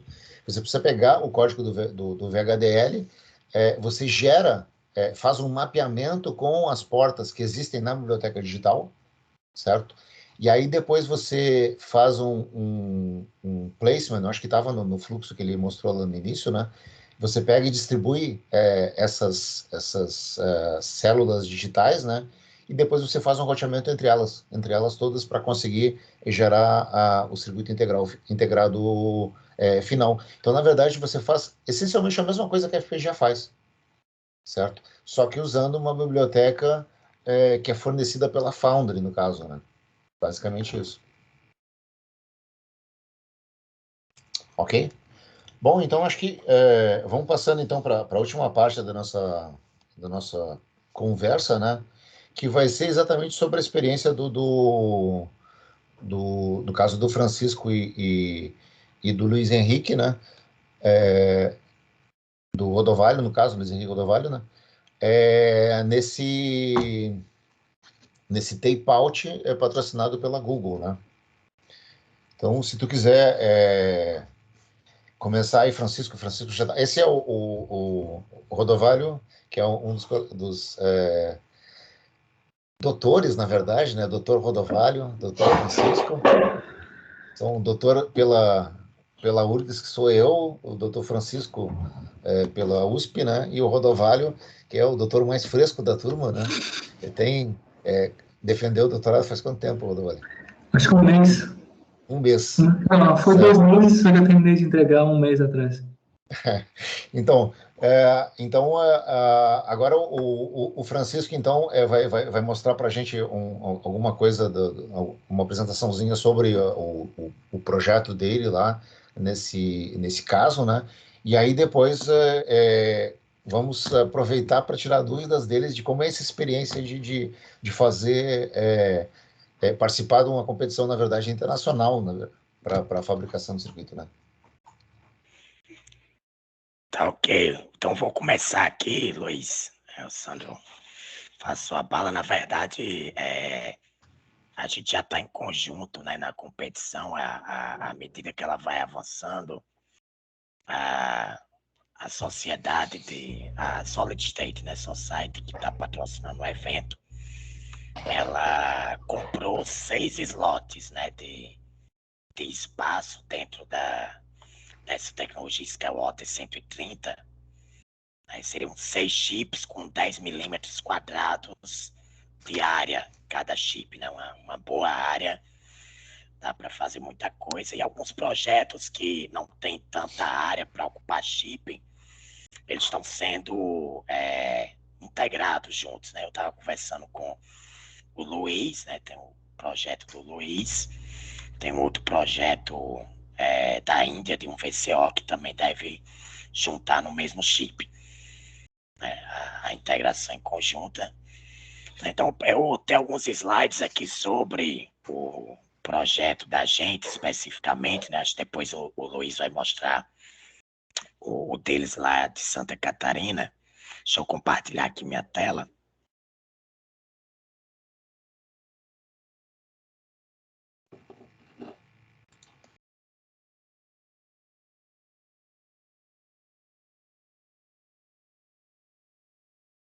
Não tá aparecendo ainda. Oh, apareceu. Apareceu? Pronto. Tá aparecendo aí o PDF? Sim. Então, o nosso projeto, né, o chip que a gente submeteu para essa competição, é um amplificador de ganho programável, né, programável de forma digital. Tá? Então, ele é um circuito que a gente vinha trabalhando, né, está aqui na UFESA, né, vocês estão aí na Unicinos, o Luiz está aí na Santa Catarina. Tá? Do Brasil, fomos as 2 universidades, né, que tiveram projetos aí na competição, né? Tem algumas equipes dos Estados Unidos, tem uma equipe do Chile, né? Algumas equipes lá da Índia, tá? Se eu não me engano, Luiz, você pode até me corrigir, foram 18 projetos selecionados, aí acho que de 60 submetidos. Foi. A equipe aqui, né, na verdade, eu estou fazendo a orientação do time, que tem 2 alunos de graduação de engenharia elétrica, né, que já vinham trabalhando em circuitos integrados na área de microeletrônica aqui. E a gente propôs o desenvolvimento desse circuito, que é um DPGA. Ele é um amplificador, um Otta Miller, né? O Otta Miller normalmente é o primeiro amplificador operacional que a gente estuda. Né? Quando a gente vai entender o que é que está dentro do amplificador operacional, a gente já tinha feito esse amplificador operacional na disciplina de microeletrônica, né? Aí, na verdade, para essa competição, fez algumas modificações no core, né? Tem a parte da programação digital, que é feita com chaves CMOS e resistências, né? A gente vai selecionar um arranjo em série, dependendo do ganho que a gente quer. E a programação desse ganho é feita por uma interface serial, né, do tipo SPI, que a gente... Bom, aqui a gente dividiu em projeto analógico e projeto digital. Essa parte aqui é do registrador, que vai ser utilizado para armazenar a palavra digital, que vai programar essas chaves, junto com o SPI, eles foram feitos naquele fluxo que o Rodrigo mostrou, né? Usando o OpenLane.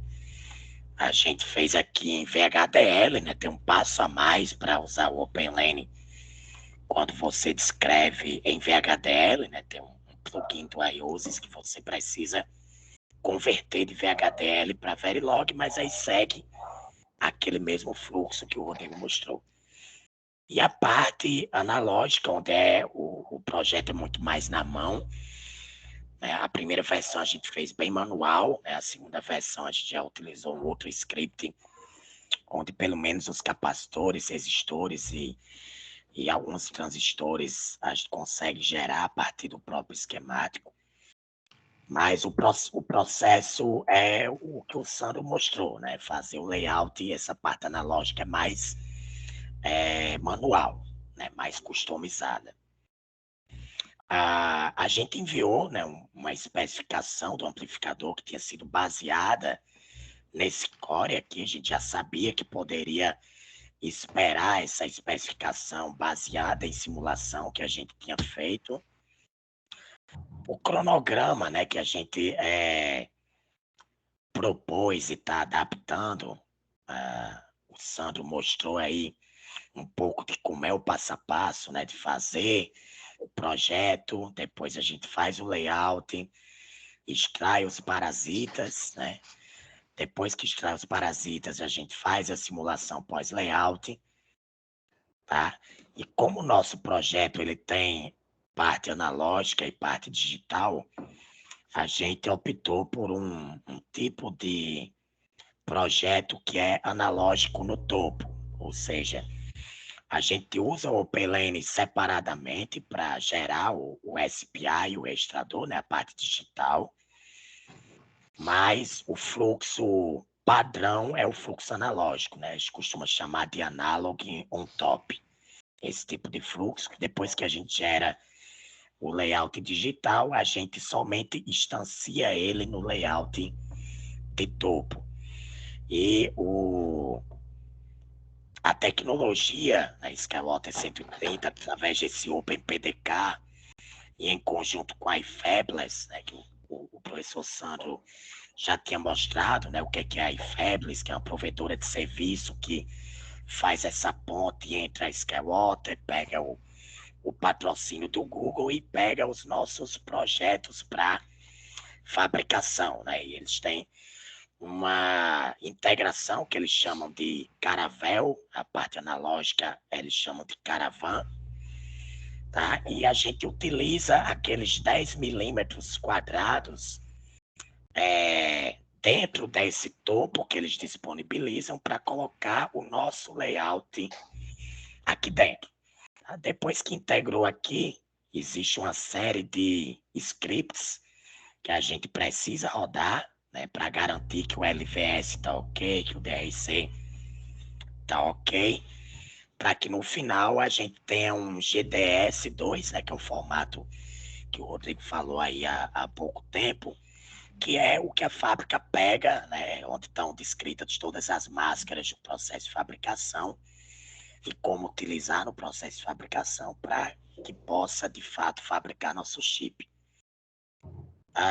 Aqui só alguns detalhes, né? O esquemático que ele tem são 8 bits de configuração do ganho, então tem 8 arranjos desse com portas CMOS e resistências, né? O Otto Miller, como eu falei, o Otto Miller é uma implementação clássica, né, que a gente usa como core dos amplificadores operacionais, como a gente já tinha feito na disciplina de microeletrônica, a gente decidiu utilizar. O primeiro layout que a gente fez, que foi bem manual, as chaves estão nessa parte aqui com as resistências. A gente fez todos os resistores, esse capacitor também foi feito manualmente na primeira tentativa. E aqui o core do amplificador, onde a gente usou algumas técnicas, né, de layout analógico. Na segunda versão, que é a que a gente está fazendo nesse momento agora da competição, né, a gente precisa integrar a parte digital. Essa aqui é a parte digital que foi gerada lá no fluxo OpenLane. Tá? A gente faz a descrição, como o Rodrigo mostrou, né, em linguagem de descrição de hardware, e a ferramenta OpenLane nos dá no final esse arquivo aqui, que pode ser um .meg, se eu quiser utilizar no Magic, como é o caso que a gente fez aqui. A gente está utilizando uma vista superior de layout no Magic, então a gente pode importar diretamente o arquivo de layout sem precisar importar o GDS2, porque o OpenLane gera ambos os formatos, tá? E aqui ainda a parte que a gente está nesse momento integrando, né, que a parte das chaves vão estar diretamente ligadas a esses 8 bits digitais de configuração. Tá? Aí dessa vez a gente já utilizou as capacitâncias MIN, né? São capacitâncias já otimizadas para que você tenha valores maiores em uma área menor, né? já dentro do Design Kit, e fazendo algumas melhorias nesse layout, né? Tinha alguns erros aqui de LVS, né? O LVS, como já foi mostrado, é o que confirma que o seu layout está com a mesma quantidade de componentes, a mesma quantidade de pinos, os mesmos fios que a gente tem no esquemático. Tá? Então, a gente precisa garantir essas funcionalidades. Tá? Então, essa é a segunda versão do layout que a gente está fazendo agora para conseguir integrar esse topo, né? Que acho que é um milestone definitivo para a gente passar para a verificação final. Tá? Aí, acredito que dentro do projeto, né, da competição, a gente já tem 3 semanas e meia, se eu não me engano. O Luiz pode corrigir. Sim, mas vocês vão escolher no final de semana agora. Eles vão ver se a gente tem a documentação pronta para ver se a gente consegue ou não. Exatamente. A gente conseguiu, são 6 chips dos 18 grupos, eles já juntaram alguns grupos. No caso, eu e o Francisco, a gente está no mesmo grupo, mais os indianos, então foi 3 grupos no mesmo chip. Aí tem 6 chips, só que até agora foram 9 grupos no total que juntaram. Então, 3 vão ser descartados. A gente tem que ter até o final da semana alguma documentação e mostrar algum layout para mostrar que a gente tem chance. Isso. Aí é justamente a última etapa, o último slide, né? Tudo eles pedem que seja documentado no GitHub, né? O que a gente tenta fazer essa documentação, né? Passar essas informações do layout, resultado de simulação para o GitHub. E era isso. Passar aí para o Luiz falar um pouco sobre o projeto dele também. Vou tentar mostrar aqui, isso aqui. O meu problema é que sim, eu posso mostrar algumas coisas, mas só que não consigo abrir a tela completa. Vocês conseguem ver aqui um esquemático? Sim. Ok. Temos 3 ferramentas basicamente para o layout, assim, para fazer o fluxo analógico. Eu tenho o esquema, captura de esquemática, o X esquemático aqui. Eu posso fazer simulações nele. Tem o Magic, que vocês já viram lá com o Sandro, que ele faz lá. Mas no caso aqui dá para fazer dá para fazer todas as coisas aqui. No caso, eu tenho uma referência de corrente aqui, só com transistores, sem transistores bipolares, nem resistores. É uma das coisas que eu propus lá. Eu simulei aqui, mas eu acho que tem um problema aqui, eu não consigo mostrar mais do que uma janela ao mesmo tempo. Então, dá para fazer o esquemático aqui e simular o esquemático. A ferramenta de simulação NG-SPICE, que ele simula open source, tudo open source. Mas no Eu caso mostrei aqui, uma simulação para eles antes que incluía isso aí. Só que era um ok, circuito de um inversor só, né? Não só o era uma coisa tão inversor. complexa. No caso aqui também ele parece um pouco complexo, mas é só uma fonte de corrente só com transistores. Está funcionando ok. Eu poderia mostrar aqui a simulação, mas ele não está ok para mostrar a tela inteira. Eu vou parar de mostrar aqui e vou mostrar o Spice, quer dizer, o Magic, só para vocês dar uma olhada no projeto da gente. Ok. Vocês estão vendo aí? Sim. Ok. O projeto meu tem um amplificador para sinais biométricos, no caso de ECG, e fiz algumas partes dele. Eu fiz um amplificador operacional um pouco mais complexo que aquele Miller. No caso, é esse aqui. Os meus layouts, eles são um pouco diferentes. No caso, eu uso um transistor, por exemplo. Isso aqui é um transistor NMOS, mas são 8 transistores em paralelo aqui. E em alguns lugares eu uso 8 transistores em série. É uma técnica que eu estou utilizando para fazer tudo com... Todos os transistores aqui são iguais. Eu faço um barramento aqui e faço a conexão dos transistores. Então ele parece com um circuito digital, o layout dele. O resto é só fazer as técnicas de layout boa, como espelhar e Circuito fazer... digital normalmente não é tão bonitinho. Mas no caso, são várias subcélulas. No caso, o Sandro fez uma célula de um inversor. Aí, no caso, eu fiz células para cada transistor aqui, que é uma associação de série paralela de transistor, PMOS e NMOS. Aí dá para ver que cada transistor aqui é diferente, porque esse aqui é hierárquico. Eu posso fazer instâncias de cada um aqui. Então, eu faço a mesma coisa que o Santos, só que esse aqui é um amplificador muito mais, é um circuito bem mais complexo, no caso. Acho que deve ter mais de 1000 transistores aqui, sim, tranquilo e calmo. A mesma referência de corrente, eu vou tentar abrir aqui. Infelizmente, eu estou tendo um problema aqui para mostrar mais de uma na tela e a outra referência de corrente, viu aquele esquemático lá? Aquele esquemático, eu fiz uma referência de corrente, mas todos os transistores são iguais. A única coisa que eu mudo é como eu associo os transistores. Aí eu ponho um barramento aqui e vou conectando os transistores. Qual que é o problema? O LVS, o esquemático do jeito que faz aqui, você faz um tanto quanto às cegas. As ferramentas open source foram feitas assim, inicialmente, essa ferramenta do Magic foi feita para fazer standard cell e fazer a extração da standard cell. Como standard cell, tipo um inversor ou uma NAND, até um somador tem poucos transistores.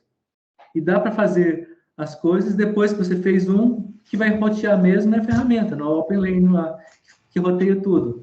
As ferramentas open source não foram feitas do jeito que está ainda, não estão boas para fazer circuito analógico. Mesmo aquela ferramenta lá, assim, do esquemático que eu mandei lá, é muito difícil. Não tem essa coisa do LVS e DRC. Não dá para ver se você... No caso, o Sandro mostrou lá que ele mostra os erros de DRC na hora, automático. Se eu quiser, por exemplo, pôr aqui um metal, está muito próximo às trilhas de metal, ele mostra que... Mas LVS não, ele não mostra se está tendo curto ou não. Não mostra o que está faltando para conectar. Então, é muito difícil fazer o layout analógico. E por isso que, assim, a gente está mandando alguns projetos. No final do mês, agora, tem um MPW, da 40 projetos da Google, Em dezembro vai ter mais outro. Por enquanto, a gente está mandando os projetos mais simples, tipo uma referência de corrente, um amplificador, no caso, essas coisas. Se tentar fazer alguma coisa muito complicada, a gente não tá conseguindo ainda, analógico. Mas as coisas simples a gente está tentando mandar. E tem muito, são 40 projetos. No caso, no projeto agora que a gente está conseguindo mandar, com o Francisco e mais os indianos, tá vários projetos num chip só. Então, a Google está mandando dinheiro para a gente. O melhor disso, no caso, que é do projeto que eu acho que a Google quer, é que, por exemplo, esse projeto aqui, eu posso mostrar para vocês e posso deixar disponível online. Para qualquer um. Depois que eu terminar essa referência de corrente, ou o meu amplificador, e está lá pronto, e testou, qualquer um pode ver. Se alguma coisa, o normal, se você quiser ver o projeto de alguém, você tem que, por exemplo, a gente faz um tape-out para o TSMC. Você tem que assinar um documento falando que não vai mostrar para ninguém, porque isso é segredo industrial. Já que eles deixaram open source aqui as ferramentas, os modelos, são modelos, apesar da tecnologia ser de 20 anos atrás, os modelos são B5 4, que são relativamente novos. Antigamente, quando as pessoas iam fazer as ferramentas open source, era um modelo muito ruim. Então, está muito rápido nas coisas agora. A gente começou esses tape-outs agora da Google, faz um ano que começou a fazer os projetos abertos para todo mundo, e está avançando a passos largos. Porque antes a gente não conseguia mal abrir as ferramentas do Magic aqui ou simular rapidamente. E está dando para simular agora. Mas isso era só o que eu queria mostrar mesmo. Tem uma apresentaçãozinha aqui também, que eu vou tentar mostrar,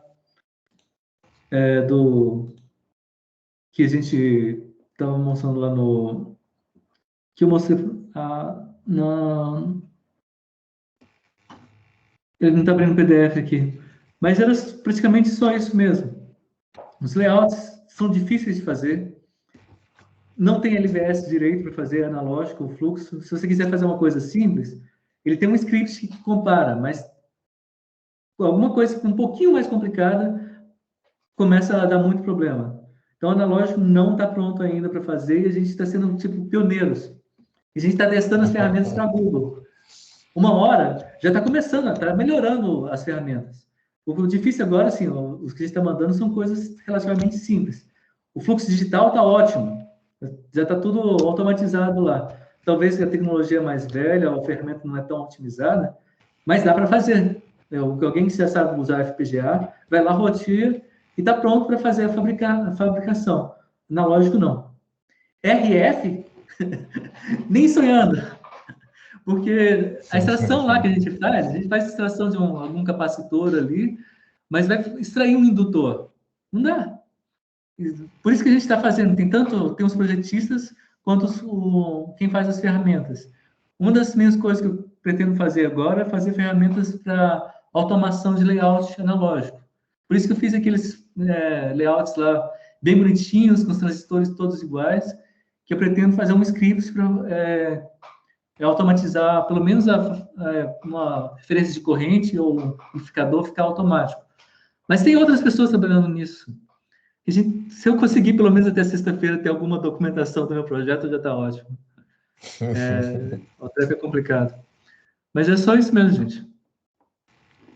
Legal, obrigado, Luiz. Só uma coisa que eventualmente alguém tenha... Eu acho que eu não detalhei tanto quando eu apresentei o inversor, né? É que o detalhe basicamente é o seguinte: a ferramenta de LVS que o Rodovalho comentou é layout versus esquemático. Então, é uma ferramenta que normalmente ela olha para o layout, olha para o esquemático e diz o que tem de errado. É por que o layout não está igual ao esquemático, certo? Isso é uma ferramenta que a gente chama de ferramenta de LVS.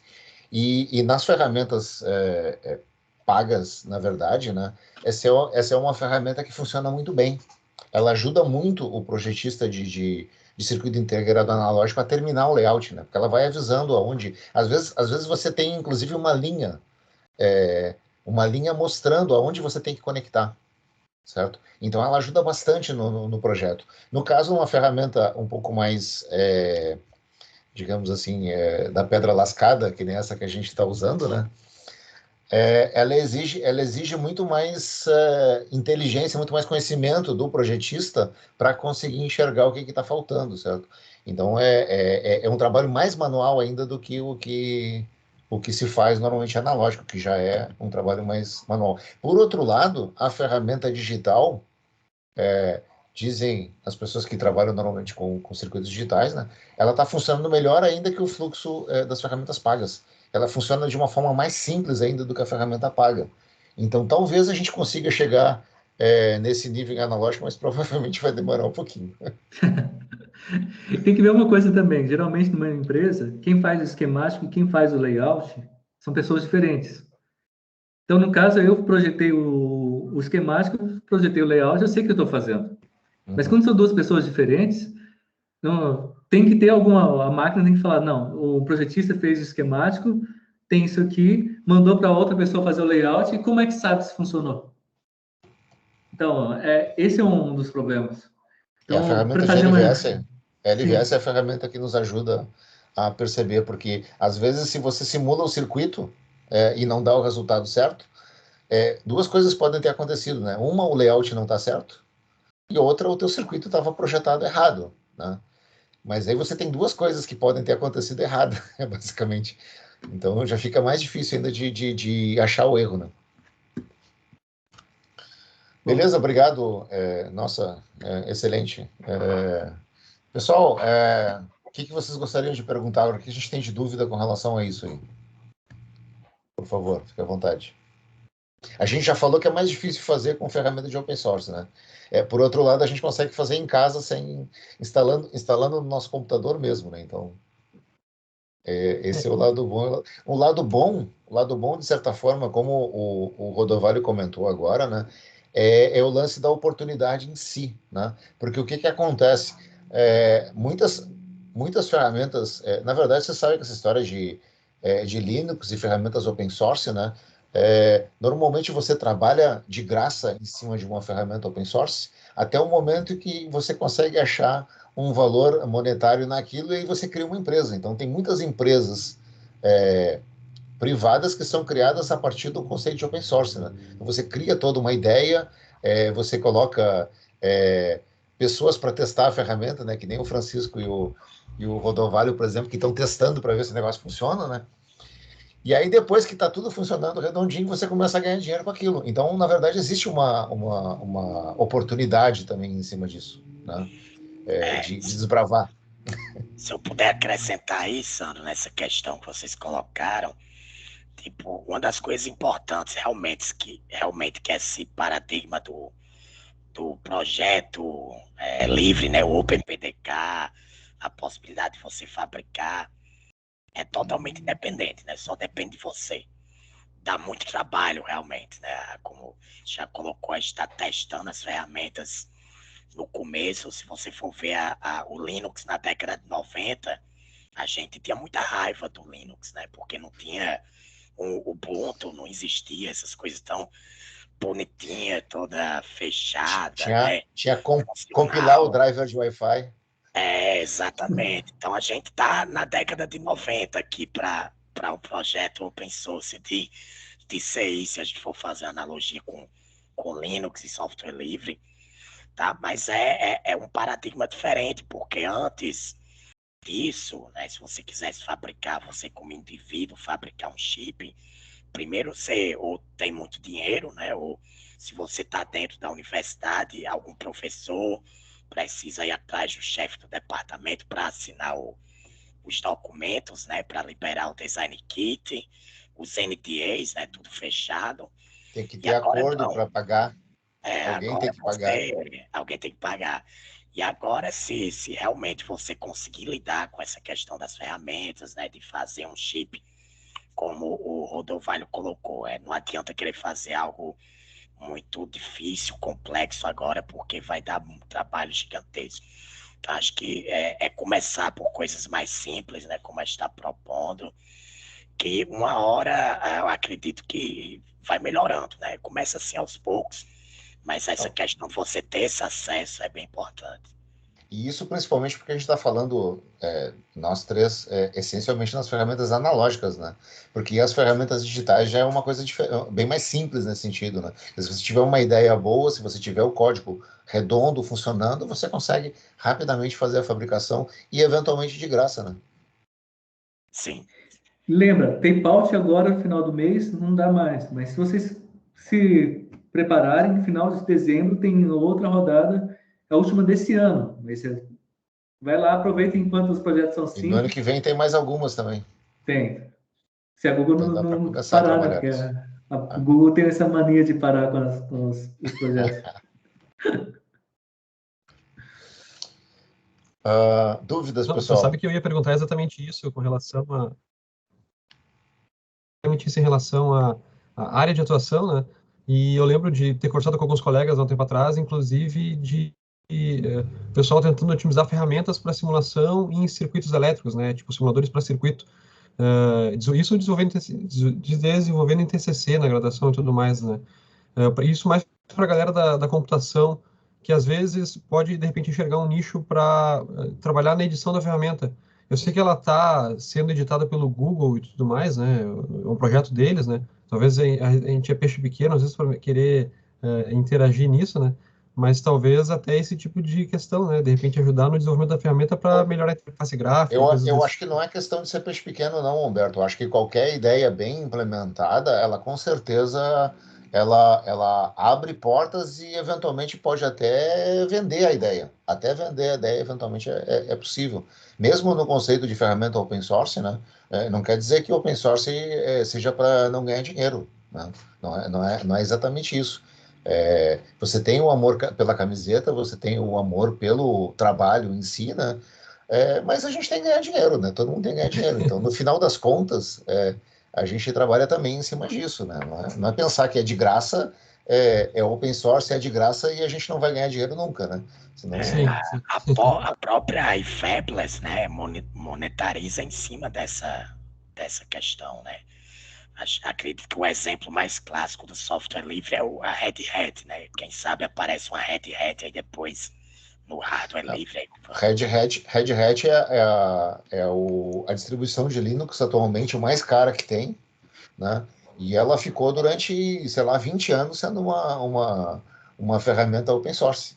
E hoje em dia, todo mundo quer usar a Red Hat e tem que pagar caro para usar a Red Hat. Entendeu? Então tem tudo isso. Bom, gente, eu só queria convidar vocês que, se vocês precisarem de ajuda, quiserem abrir um projeto para tentar o tape-out, pelo menos na parte analógica, a gente está disponível aí para qualquer dúvida. Tipo, vocês já tem alguns blocos prontos, se vocês quiserem alguma coisa mais top level, por exemplo, a gente já tem um amplificador. Se quer fazer algum filtro, quer fazer qualquer coisa um pouco mais em cima, já dá para usar o que a gente já fez. Vocês não vão começar do zero. A gente começou do zero, mas vocês não precisam. Então, dezembro está aí. Vocês têm algum projeto? Tenta falar, se não conseguir para dezembro agora, tem para o ano que vem. Já vai preparando. Dá para a gente O dar uma pessoal coisa. que está pensando no TCC, no que fazer, né? Aí tem uma opção, às vezes. E a Coloquei melhor aí forma para entrar em contato contigo, Rodolfo, como é que a gente faz? É pelo LinkedIn, talvez? Ué, um e-mail, pode. Pela LinkedIn tem também, mas tem um grupo da própria da iFabless lá, do Slack, que a gente tira as No dúvidas, Slack dá fala para tudo por acessar. lá. No Slack Mas acessa todo mundo lá. tem LinkedIn, coloquei qualquer no coisa, a gente chat. inicia vocês no grupo lá. Ah, legal, legal. Não, é que aí de repente a gente já bota junto, compartilha aqui no chat, né? E compartilha também na publicação que vai para o YouTube, né? Então de repente fica lá o acesso para quem quiser participar, né? Ok. Fica livre. O Git, de repente, o acesso do Git, o acesso do Slack, eventualmente, o pessoal já acha rapidamente. Trocou o Git, mas tá bom. Bom, tô dando uma olhada no chat aqui, acho que não sei se alguém tem algum comentário. O Rodolfo botou o e-mail ali dele. Ah, beleza, show.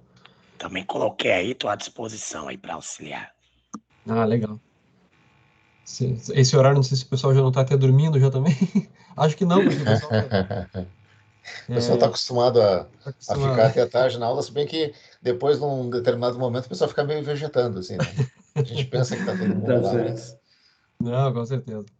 Não, hoje a matéria é bem interessante. Eu não sei se todo mundo que está aqui, eu estou tentando Não, acho que reconhecer alguns colegas tinha um que já pouco tenham mais. tido, É, que já tenham tido aula com o sim. virtuoso, né? Eu não sei Uhum. se todo mundo chegou para Não, acho que não. Acho que não. ter uma comparação e poder ter uma ideia, né, do que é que às vezes parece que é uma coisa muito muito baixo nível, mas não é. O virtuoso também ele é meio baixo nível também, né? Então O essas virtuoso também é ferramentas baixo nível. ela- Eu, eu, elas estão eu não na mostrei para vanguarda. vocês, eu desenhei o inversor na mão, certo? Mas você Sim. consegue instanciar alguns transistores também. Então ele é um pouco mais amigável, né? Talvez não tanto quanto a gente gostaria, né? Mas aí entra a oportunidade de script, exatamente. Então o pessoal de analógica, às vezes, ele não é muito bom de script, certo?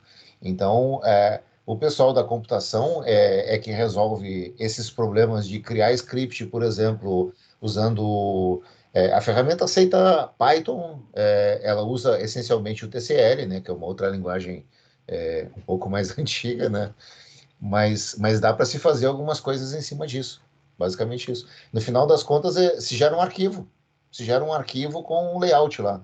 Então, se você rodar o Python e ajustar aquele arquivo para criar os transistores na mão, isso é plenamente implementável, digamos assim. Né? Ah, show de bola. Bom, acho que é isso então.